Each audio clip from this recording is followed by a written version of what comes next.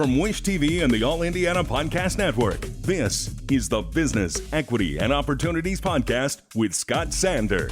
Welcome to the Business, Equity, and Opportunities Podcast. I'm Scott Sander. On this episode, we're getting started by meeting a business owner who knows firsthand how much the Small Business Administration helps enable success. The Indiana Commission for Women is emphasizing equity on International Women's Day, and attorney Nathaniel Lee shares his success story. Every business is unique and has a target audience. If you own or manage a business, Circulus Digital Media can help you connect and grow your customer base with turnkey digital solutions that are nimble, offering best-in-class results, service, and support to reach a bigger customer base, allowing you to pinpoint a specific audience down to the smallest details.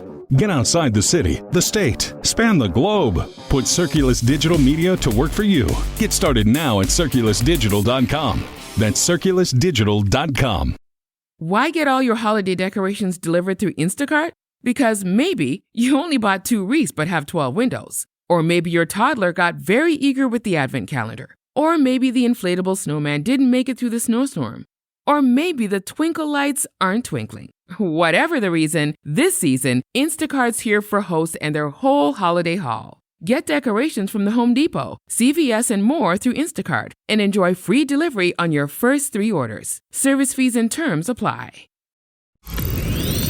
We're getting started by meeting a business owner who knows firsthand how much the Small Business Administration helps enable success.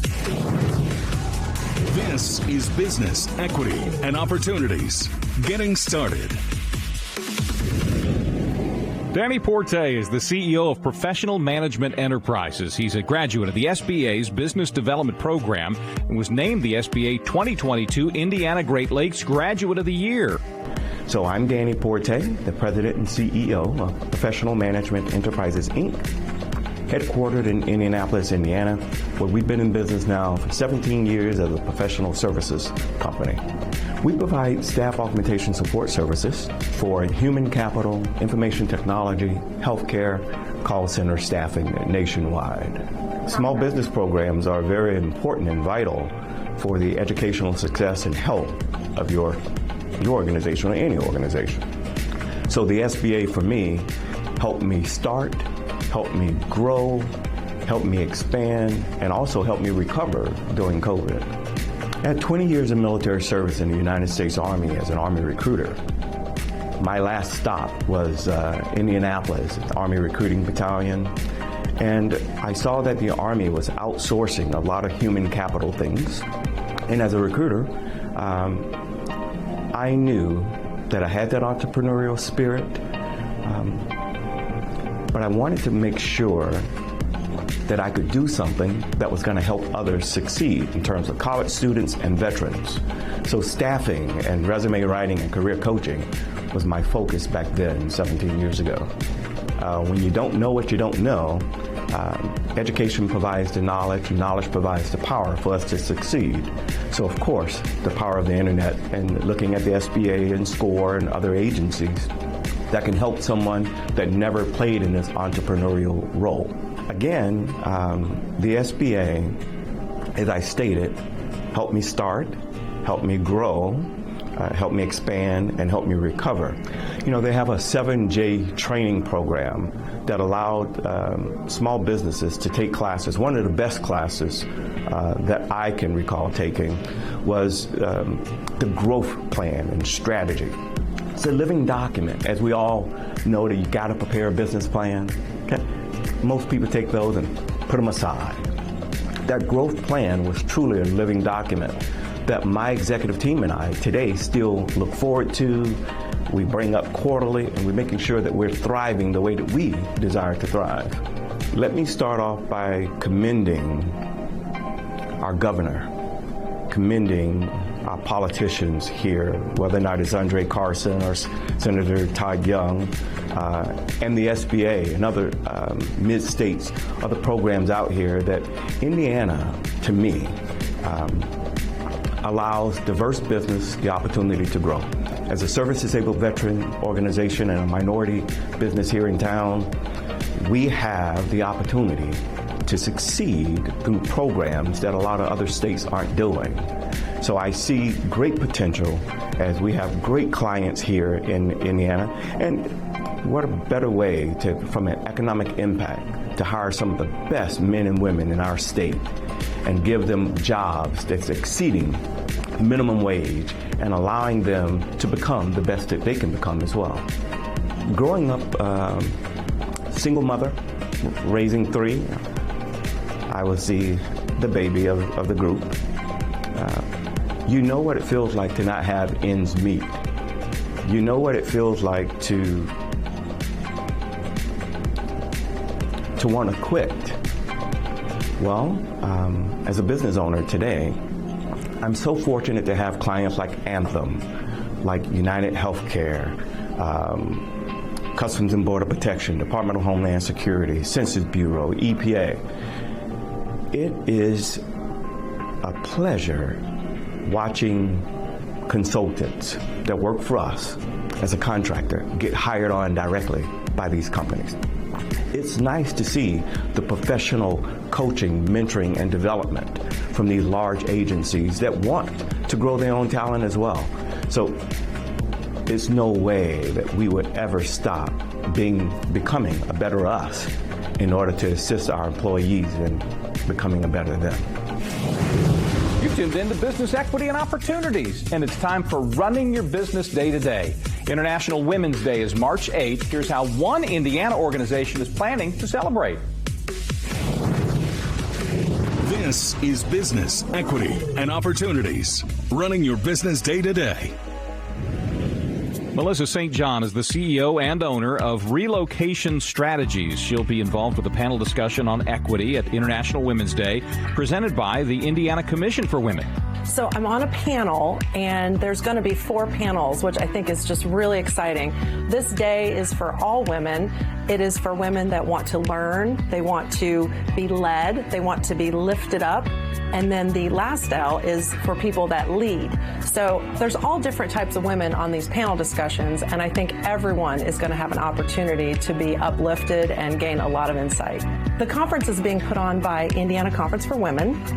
And this is just such an honor to be a part of this day. I think that all these women are leaders in our community, so I think everyone's going to gain from this day. When I was younger, I didn't have events to go to like this. I didn't have anyone to look up to. I didn't have an older sister. I didn't have a mother that encouraged me to do business on my own.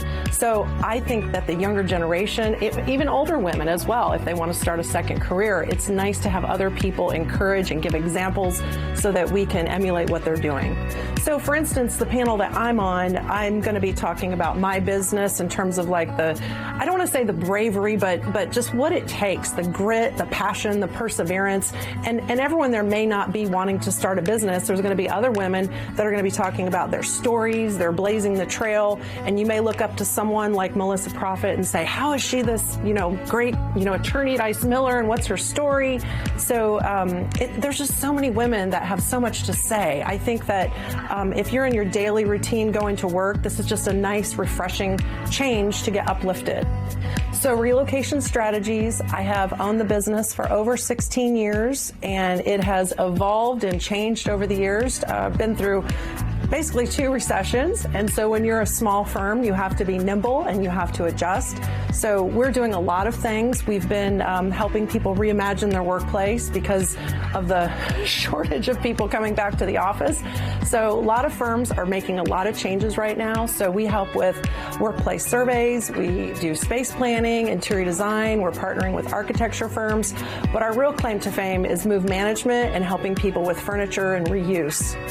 I think that the employees are going to have the loudest voice. So coming out of this whole pandemic, the loudest voice, because obviously we're having a workforce shortage.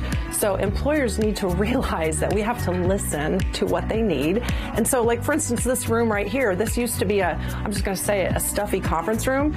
And I said, let's turn this into a living room because it's much more comfortable to come in here and have a discussion or a review.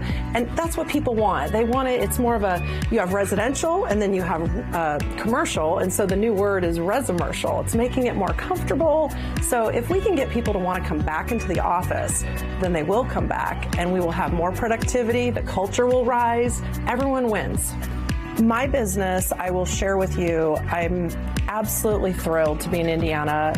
The firms that are here that are very friendly to diversity, equity, and inclusion. They want to have minority spend. They want to have WBE spend. I will tell you right now that my business, 70% of my business is because I'm a WBE. So I'm very blessed, but I've worked very hard to let people know what services we offer.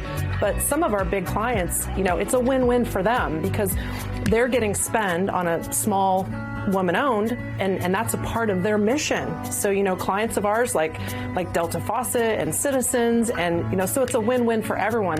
But I will say I've been to a lot of cities around the country, and I think Indiana is really the most friendly for women and minority-owned because the companies here are really wanting to give back. So in working with a particular client right now, they're really struggling to get people in the office. And I feel bad for them. I feel bad for their office space in general. So if we can solve this puzzle and get people to come back into the office and have more face-to-face and more collaboration, it's just a win-win. I get so excited to help businesses thrive. If they thrive, then Indianapolis thrives, Indiana thrives, everybody grows, gets more jobs. It's all connected. So I really feel that the office space, the workplace is so important. And if we don't have that, then what's going to happen? People move out of state and they work out of Florida, and then we lose people in our state. So we have to keep Indiana strong. I'm a Hoosier and I love this state. Every week on Business Equity and Opportunities, we wrap things up with our success story. This week, it's from one of the city's top trial attorneys. He's had more than 30 years of experience. And as a business owner, he's still expanding and about to open a new downtown office. Meet Nathaniel Lee, attorney at law. This is Business, Equity, and Opportunities Success Story. I had a childhood friend that became a lawyer, and we grew up, we didn't have, we were poor, didn't have any resources. But one of my friends became a trial lawyer and became one of the tops in the country, and all of a sudden, in a few years, became a multimillionaire trying case after case. And then, so, it was a guy from the neighborhood. I'm thinking, what the heck? This guy could do it. And so I was able to get a scholarship to go to the University of Georgia Law School. And at the time, the University of Georgia had a path that included overt segregation. So the law school apparently got rid of lawsuit. They started admitting African Americans back in the 70s. And I was a recipient of the fact that people lawsuit, and they went out and selected people that had outstanding academic backgrounds, and they gave us full scholarships. So I was recruited, and just based upon my prior background. The 3-year program took me 2.5 years, and then I had gotten a master's degree. I was in a 2-year program. It took me 1 year to get my master's in the 2-year program because I took, like most people take 15 hours, I took 21 to 24 hours. It prepared me for the real world. I took bankruptcy courses and all the court courses, and they became very important. And so if I'm representing a small business, because I have a broad-based knowledge, I took all those extra courses, I have knowledge in almost every practice area.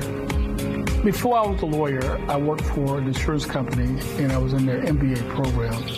And so I knew about marketing, and I was a certified financial planner. So the advantage that I had, I worked for the court system as a bailiff. So I prepared myself by learning how to do things in the courtroom.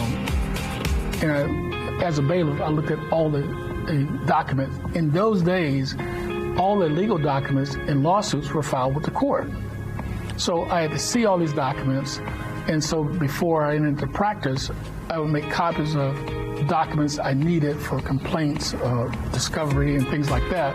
So I had an entire folder of documents to learn from. Plus, the judge allowed me to do all the jury trials. And so I got to be outside the door when the jury would be deliberating And I learned quickly the things that turned yours off. It became a science for me, and so I got in bar groups, and I started doing seminars with the best trial lawyers in America. So all the lawyers you read about on TV, I probably intersected with them in my career because I did these seminars. And so the net result is that it developed your skill set to win cases. I started practicing with some lawyers right away. They were a group of African American lawyers, but they were an association, but they listed as a firm. And because I wanted to try to expand my skill set, but after a year of being there, they broke up. And so I then decided that I would start to build my own law firm. And so I started adding on different pieces each year. And so by about 2000, we had 3 offices and about 65 employees. Insurance training I had that gave me the background to be a successful lawyer because I did financial planning, I learned marketing techniques. So every aspect of insurance, I got trained in that, from doing claims, marketing. And so that knowledge is what catapulted me in the position to develop a law firm. Property that we purchased is just perfect. It's, I think it's one of the nicest property downtown. We're going to be located at 531 East Market Street. It's just a lovely facility. You got to come by and see it. We got some young, talented lawyers that are developing. I'm excited. And then my daughter, of course, she's been with me for a while. It's always good when your kid is with you. It's kind of interesting, a lot of people don't have that luxury. Marsha Koss has been with me since 1990, and Robert Fagley, our new name partner, he started here as a law clerk. And so he's been with me his whole professional career. He's only worked at my firm, and he's probably one of the top lawyers in the country. He's just a very talented lawyer. I'm glad that he's with us. And so we have some really talented lawyers now. Our focus is back to where I started. We're now focused on doing jury trials. And that's the number one thing I do. And we've had probably one of the best success rates in our state in terms of jury trials. And that's what we primarily do. Our thanks again to all the contributors who joined us for this episode of the Business Equity and Opportunities podcast. We hope you found it enlightening, useful, and inspiring. You'll find more information about the show on our website, BEOshow.com. You can watch Business Equity and Opportunities Sunday mornings at 10 on Wish TV or live stream it through wishtv.com. Each week we provide 7 full segments with topics ranging from how to get started and how to access capital to the day-to-day running of your business and questions about accounting and bookkeeping. We feature business news and trends and always share a success story from one of our contributors. Join us next time for more insights into the world of small business. Be sure to sign up for our Business Equity and Opportunities newsletter to get even more valuable, up-to-date information. And if you have any questions or you'd like to be part of our show, please email us. The address is beo@wishtv.com. We'd love to hear from you. I'm Scott Sander. Thanks for listening. Watch the Business Equity and Opportunities show on Wish TV and access all of our content and share it on demand anytime at BEOshow.com. You can find more podcasts from Wish TV on the All Indiana Podcast Network at allindianapodcastnetwork.com.